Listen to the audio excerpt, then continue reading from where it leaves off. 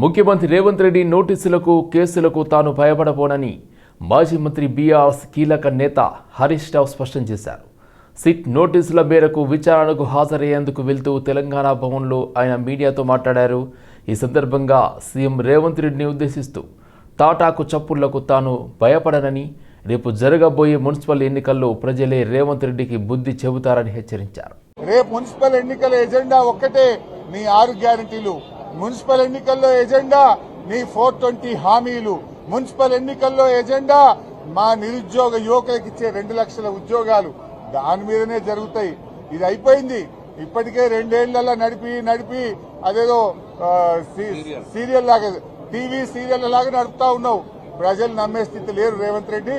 ఏది ఏమైనా మాకు న్యాయ వ్యవస్థ మీద నమ్మకం ఉంది.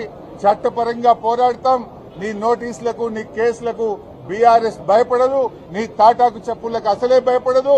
నీకు దిమ్మ తిరిగే విధంగా ప్రజలు రేపు మున్సిపల్ ఎన్నికల్లో తీర్పిస్తారు. బిడ్డ రేవంత్ జాగ్రత్త.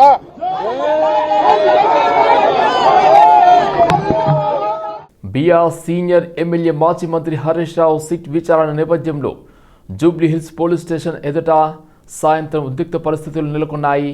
ఫోన్ ట్యాపింగ్ వ్యవహారంలో హరీష్ రావుకు నోటీసులు జారీ చేయడం కక్షపూరిత చర్య అని, రానున్న మున్సిపల్ ఎన్నికలను దృష్టిలో ఉంచుకుని అధికార పార్టీ కావాలనే విచారణ పేరుతో వేధిస్తుందని బీఆర్ఎస్ ఆరోపించింది. ఈ నేపథ్యంలో బీఆర్ఎస్ ఎమ్మెల్యేలు ప్రశాంత్ రెడ్డి, కౌశిక్ రెడ్డి, సంజయ్లు తెలంగాణ భవన్ నుండి జూబ్లీహిల్స్ పోలీస్ స్టేషన్ వరకు ర్యాలీగా వెళ్లారు. అక్కడ పోలీసులకు వ్యతిరేకంగా హరీష్ రావుకు అనుకూలంగా బీఆర్ఎస్ శ్రేణులు నినాదాలు చేశారు. ఈ క్రమంలో పోలీసులు బీఆర్ఎస్ శ్రేణుల మధ్య స్వల్ప తోపులాట చోటు చేసుకుంది. పోలీసులు బీఆర్ఎస్ కార్యకర్తలను చెదరగొట్టే ప్రయత్నం చేశారు. మరోవైపు హరీష్ రావు విచారణ నేపథ్యంలో బీఆర్ఎస్ శ్రేణులు పెద్ద ఎత్తున అక్కడికి తరలివచ్చారు.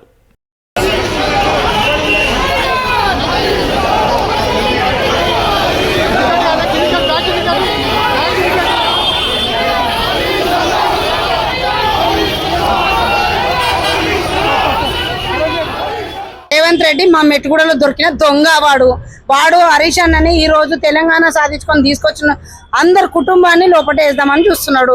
ఏందంటే ఇప్పుడు నిన్న ఎదురుగా వాదించి చేసినందుకు దానికి జవాబు ఇయ్యనికి చేతగాక ఇవన్నీ లెక్కలు చేస్తుండ్రు రేవంత్ రెడ్డి. ఇప్పుడు ఒక్కొక్కళ్ళని అందరిని వేస్తా అని చూస్తున్నాడు. ఎంతమందిని వేసినా, ఎన్ని రోజులు జైల్లో పెట్టినా, మేము ఏం భయపెట్టించినా మేము దేనికైనా సిద్ధమే. మమ్మల్ని పోలీసు వాళ్ళతో కొట్టిపిస్తామని, ఎవరితో చేపించినా మేము ఇట్లానే ఉంటాము. మా ధైర్యం అనేది గోలిపోదు. మేము ఎప్పటికైనా కేసీఆర్ గారి ప్రజల మనుషులమే కాబట్టి ప్రజల్లాగానే ఉంటాం. మేము ప్రజల పనులు చేసుకోమన్నాం. నువ్వు ఒక సీఎం అనేది మర్చిపోయి, సీఎం హోదా నుంచి మర్చిపోయి రేవంత్ రెడ్డి గారు మీరు జాగ్రత్త. మీరు ప్రజలను నిర్బంధించే పాలనను తీసుకొని వచ్చిండు. తెలంగాణలో 6 గ్యారంటీలను అటకెక్కించిండు. 7వ గ్యారంటీ ఏదైతే ఉన్నదో ఆ నిర్బంధాల గ్యారంటీని తీసుకొచ్చిండు. అల్లుడే ఆగచాట్లను బయట పెడితేనేమో రామన్నను ఈ ఫార్ములా కేసులో ఇరికిచ్చిండు.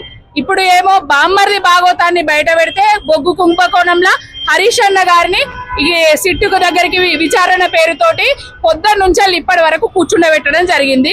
రేవంత్ రెడ్డి అనేటోడు ఒక దొంగ, గజ దొంగ. ఓటుకు నోటు 50 లక్షల బ్యాగు సంచులతోటి దొరికిన పట్టపగలు దొంగది అన్నట్టుగా ఇప్పుడు ఏదైతే తెలంగాణలో తెలంగాణ కోసం కొట్లాడిన నాయకుల మీద బురద చల్లి హైదరాబాద్ కంటోన్మెంట్ ప్రాంతాన్ని జీహెచ్ఎంసీలో విలీనం చేయాలని డిమాండ్ చేస్తూ కంటోన్మెంట్ శాసనసభ్యులు శ్రీ గణేష్ ఆధ్వర్యంలో రిలే నిరాహార దీక్షలు ప్రారంభమయ్యాయి. దీక్షలో కూర్చున్న ఎమ్మెల్యే శ్రీ గణేష్కు మాజీ MLA Mynampally Hanumantharao, doctor Evuri Somanna, cantonment నాయకులు మరియు స్థానిక ప్రజలు పెద్ద ఎత్తున మద్దతు తెలిపారు. ఈ సందర్భంగా ఎమ్మెల్యే శ్రీ గణేష్ మాట్లాడుతూ కంటోన్మెంట్ నియోజకవర్గ అభివృద్ధికి జీహెచ్ఎంసీలో విలీనమే ఏకైక మార్గమని అన్నారు. విలీనం పూర్తయ్యేంత వరకు తమ పోరాటాన్ని ఆపకుండా ఉద్యమాన్ని మరింత ఉధృతంగా కొనసాగిస్తామని హెచ్చరించారు. కంటోన్మెంట్ ప్రజల ప్రయోజనాలను దృష్టిలో ఉంచుకుని కేంద్ర ప్రభుత్వం ఇప్పటికీ విలీన ప్రక్రియను ప్రారంభించాలని డిమాండ్ చేశారు. గత కొన్ని సంవత్సరాలుగా స్థానిక ఎన్నికలు నిర్వహించకుండా కేంద్ర ప్రభుత్వం ప్రజాస్వామ్యాన్ని హతమార్చే విధంగా వ్యవహరిస్తోందని ఆయన ఆగ్రహం వ్యక్తం చేశారు.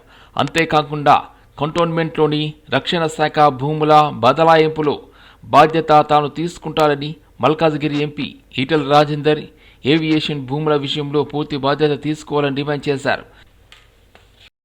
గాంధీ గారి నాయకత్వం, రేవంత్ రెడ్డి గారి నాయకత్వం, మా యొక్క గణేష్ కిషన్ గారి నాయకత్వం. జై కాంగ్రెస్.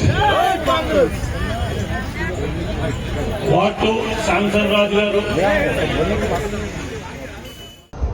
ఈ ప్రాంత ప్రజలు ఇబ్బందులు పడుతున్నారు. ఎక్స్చేంజ్ ఆఫ్ ల్యాండ్ కావచ్చు, సివిల్ ఏవియేషన్ ల్యాండ్ లో ఉన్న వాళ్ళు కూడా ఎంత ఇబ్బంది అవుతుందో ఆ ఇబ్బందులన్నీ తొలగిపోవాలి.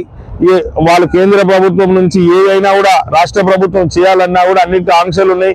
ఆంక్షలంతా తొలగిపోయి బాగా డెవలప్మెంట్ ఏ విధంగా అయితే గౌరవ ముఖ్యమంత్రి రేవంత్ రెడ్డి గారు ఒక నెల క్రితం గ్రేటర్ హైదరాబాద్ ని విస్తరించారు. 27 మున్సిపాలిటీస్, 3 కార్పొరేషన్లు కూడా దీంట్లో విలీనం చేసి ఈ యొక్క హైదరాబాద్ ని ఇంకా ఎక్స్టెండ్ చేసి, ఈ ఎక్స్టెన్షన్ లో భాగంగా మన మధ్యలో ఉన్న కంటోన్మెంట్ బోర్డు అన్ని డెవలప్మెంట్ అయిపోతుంది చుట్టుముట్టు, కానీ మన కంటోన్మెంట్ బోర్డు లిమిట్స్ ఉన్న వాళ్ళు డెవలప్మెంట్ అయితే లేదు. కావున ఇది డెవలప్మెంట్ కావాలంటే విలీనం ద్వారానే డెవలప్మెంట్ అవుతుంది. విలీనం కాకుండా ఎప్పటికీ డెవలప్మెంట్ కాదని ఈరోజు అందరితోటి మాట్లాడి యావత్ కాంగ్రెస్ నాయకులంతా దేవేందర్ అన్న, దేవుడు అన్న కావచ్చు, ముప్పడి గోపాల్ అన్న కావచ్చు, ఆనంద్ బాబు అన్న గారు కావచ్చు, శాంసన్ అన్న, ఇక్కడ రవీందర్ అన్న, మన రాజేష్ యాదవ్ గారు, జమీల్ భాయ్, అందరూ కాంగ్రెస్ వాళ్ళు అందరూ అన్న ఎన్నో సంవత్సరాల నుంచి ప్రజలు కోరుకుంటుండ్రు ఇది విలీనం జరగాలని. ఇప్పుడు విలీనంకి సరైన సమయం, ఎందుకంటే నిన్న కాకుండా మొన్న మళ్ళీ కేంద్ర ప్రభుత్వం ఒక నోటిఫికేషన్ ఇచ్చింది, మళ్ళీ నామినేటెడ్ వ్యవస్థని కొనసాగిస్తామని. ప్రజాస్వామ్యాన్ని కూనీ చేస్తూ ఈ యొక్క నోటిఫికేషన్ రావడం, దీన్ని వ్యతిరేకిస్తూ ఇప్పుడు మళ్ళీ 1 year అని చెప్తారు. 1 year లో కూడా వాళ్ళకు టెక్నికల్ ఏమంటారంటే, ప్రపంచవ్యాప్తంగా వేగంగా ప్రాచుర్యం పొందుతున్న పాడెల్, పికిల్ బాల్ క్రీడలను నగర వాసులకు చేరువ చేయాలనే లక్ష్యంతో షేక్పేట్ ఫిలిం నగర్ పరిసరాల్లో పీకో ఫెడల్ క్లబ్ అకాడమీ పేరుతో ప్రీమియం రూప్ టాప్ కోర్టును ఏర్పాటు చేశారు. ఈ అకాడమీని డాక్టర్ వై కిరణ్ ప్రారంభించారు. ఆధునిక జీవనశైలిలో ఫిట్నెస్, వినోదం రెండింటినీ సమన్వయపరిచే క్రీడలను ప్రోత్సహించడమే ఈ అకాడమీ ఉద్దేశమని ఆయన తెలిపారు. ప్రారంభ స్థాయి నుండి ప్రొఫెషనల్ ఆటగాళ్ల వరకు అంతర్జాతీయ ప్రమాణాల అనుభవం అందేలా అకాడమీ రూపకల్పన చేశారు. అన్ని వయసుల వారికి అనువైన వ్యాయామం, ఆరోగ్యకరమైన జీవనశైలికి ఇది అనువైన వేదికగా నిలుస్తుందని పేర్కొన్నారు. టోర్నమెంట్లు, శిక్షణ శిబిరాల ద్వారా నగరంలో స్పోర్ట్స్ కల్చర్ను మరింత బలోపేతం చేయడమే లక్ష్యమని తెలిపారు. Smart minds in association with the పిపా ఎరీనా పికపాడల్ స్పోర్ట్ని ఈ రోజున హైదరాబాద్లో ద ఫస్ట్ ఇనాగ్రేట్ చేశారు. When they are into almost ఒక 14-15 కంట్రీస్లో ఆల్రెడీ డిఫరెంట్ కంట్రీస్లో వాళ్ళంతా స్టార్ట్ చేసుకుంటూ హైదరాబాద్లో కూడా ఈ రోజున హైదరాబాద్కు పికపాడల్ తీసుకొచ్చారు.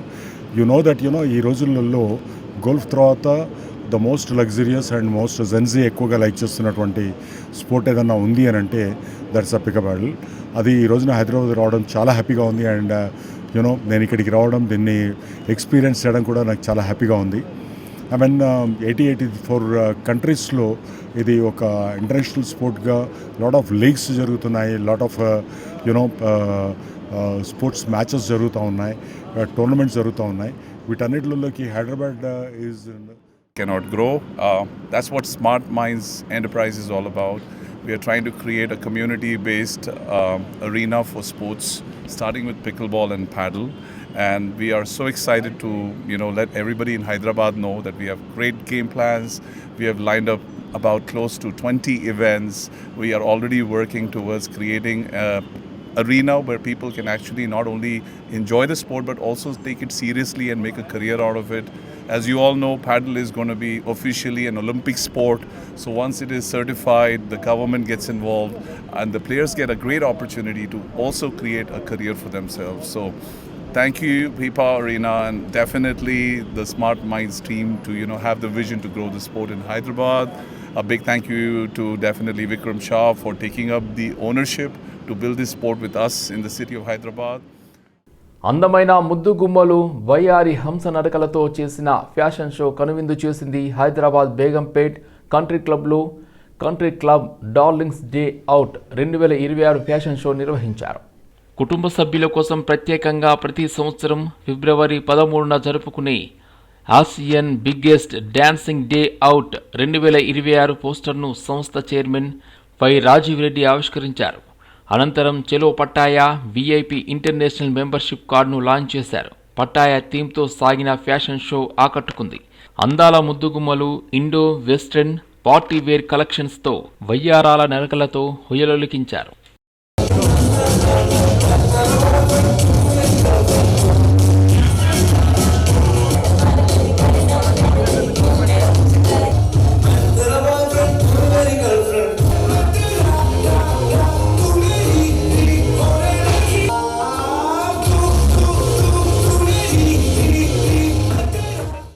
Any of the country club members gives one introduction, gets one to the family, he will get a 2 nights, 3 days stay at Pattaya.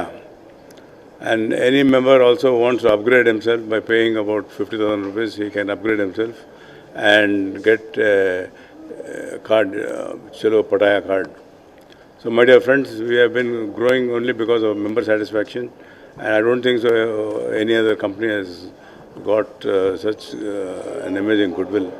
So all the members are, we are trying to take them to the Thailand, Bangkok, Pattaya and Phuket, and I'm sure, I think they will have a great time. This is a turning point of country clubs getting overseas in a huge manner. We are available in Bangkok, Phuket, Pattaya, and now we are also exploring other places in the east. Philippines we are exploring, Bali we are exploring. What's the cost of the card? Cost of the card is 1 lakh. Family card? It's a family card. You can take 2 plus 2. Okay. 2 plus? 2 kids. Okay.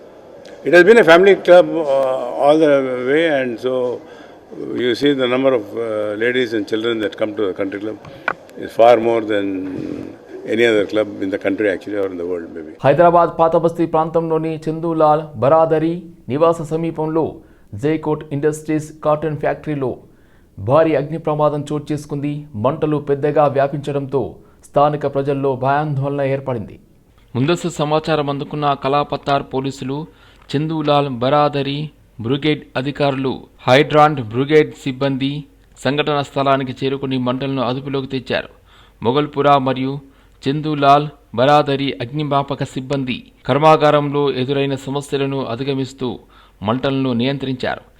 ఈ ఘటనపై కలాపత్తార్ police inspector పర్యవేక్షణలో sub inspector Jyothika మరియు అతని సిబ్బంది దర్యాప్తు ప్రారంభించారు. ఈ సందర్భంలో ఏఐఎంఐఎం దూద్ బౌలి డివిజన్ కార్పొరేటర్ మహమ్మద్ సలీం సంఘటన స్థలానికి చేరుకుని ఫ్యాక్టరీ యజమానిని కలుసుకొని పరిస్థితిని పరిశీలించారు.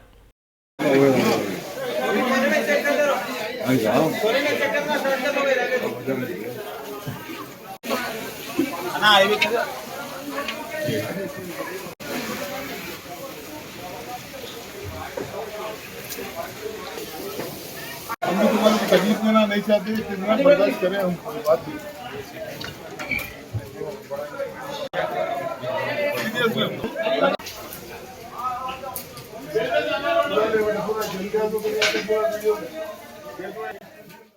వికారాబాద్ జిల్లా వ్యాప్తంగా అమాయక మహిళలను లక్ష్యంగా చేసుకుని బంగారం దోచిన 3 పాత నేరస్తుల అంతర్జిల్లా ముఠాను జిల్లా సిసిఎస్ పోలీసులు చాకచక్యంగా అరెస్ట్ చేశారు అని జిల్లా ఎస్పీ స్నేహా మెహ్రా తెలిపారు. గత కొన్ని రోజులుగా దారూర్, వికారాబాద్ టౌన్ మరియు పరిగి పోలీస్ స్టేషన్ పరిధుల్లో మహిళలను మోసం చేసి బంగారం దొంగిలించే వరుస ఘటనలు చోటు చేసుకుంటున్నాయి. దీనిపై స్పందిస్తూ ఎస్పీ సీరియస్గా కేసును పరిశీలించి నిందితులను వెంటనే పట్టుకోవాలని జిల్లా సిసిఎస్ పోలీస్ అధికారులను ఆదేశించారు. ఈ ఆదేశాల మేరకు సిసిఎస్ ఇన్స్పెక్టర్ బల్వంత్ రాయ్ నేతృత్వంలో ప్రత్యేక బృందం రంగంలోకి దిగింది. సీసీటీవీ ఫుటేజీలు, టెక్నికల్ ఆధారాలు, నేరం జరిగిన విధానం లోతుగా విశ్లేషించి పూర్తి సమాచారంతో 3 మహిళా నిందితురాళ్లను అదుపులోకి తీసుకున్నారు. వికారాబాద్, పరిగి, ధారూర్ ఇంకా అడ్జాయినింగ్ నారాయణపేట్ డిస్ట్రిక్ట్లో కూడా జరిగిన తర్వాత ఒక స్పెషల్ టాస్క్ లాగా మన CCS task force team led by inspector బల్వంత్కి ఈ టాస్క్ ఇవ్వడం జరిగింది. స్పెషలీ సంక్రాంతి టైం ఇంతకుముందు ఉంది కాబట్టి జస్ట్ సంక్రాంతి ముందే 22 November 25, 30th November 25 and 5th జనవరి 2026లో 3 అటెన్షన్ డైవర్జన్ కేసెస్ వికారాబాద్ జిల్లాలో రిపోర్ట్ అయినాయి. 3 కేసెస్లో కూడా కొన్ని స్పెసిఫిక్ మోడస్ ఆపరెండి నోట్ చేయడం జరిగింది. ఈ స్పెసిఫిక్ కేసెస్లో ఏం చూసాము అంటే కొంతమంది లేడీస్ ఒఫెండర్స్ ఇన్వాల్వ్ అయ్యి వేరే వాళ్ళు లేడీస్కి ఒక ఐసోలేటెడ్ ప్లేస్లో కానీ లేకపోతే క్రౌడెడ్ ప్లేస్లో కానీ ఫేక్ గోల్డ్ చూపించి వాళ్ళ అటెన్షన్ డైవర్ట్ చేసి వాళ్ళకి కొంచెం డైవర్ట్ చేసి అన్ని చోట్ల కూడా వాళ్ళు గోల్డ్ ఆర్నమెంట్స్ తీసుకొని పాడిపోయారు. ఈ స్పెసిఫిక్ ప్యాటర్న్ మన వికారాబాద్ జిల్లాలో చాలా చోట్ల నోటీస్ చేయడం జరిగింది అండ్ నారాయణపేటలో కూడా రిపోర్ట్ అయింది. తర్వాత అన్ని ఫోటో సీసీటీవీ తీసుకొని ఈ క్రైమ్ మీద స్పెషలీ సిసిఎస్ టీమ్ పనిచేయడం జరిగింది. దీంతో భాగంగా 3 మంది లేడీస్ ఐడెంటిఫై చేశారు వాళ్ళు. ఇప్పుడు అందరూ అక్యూజ్ మన కస్టడీలో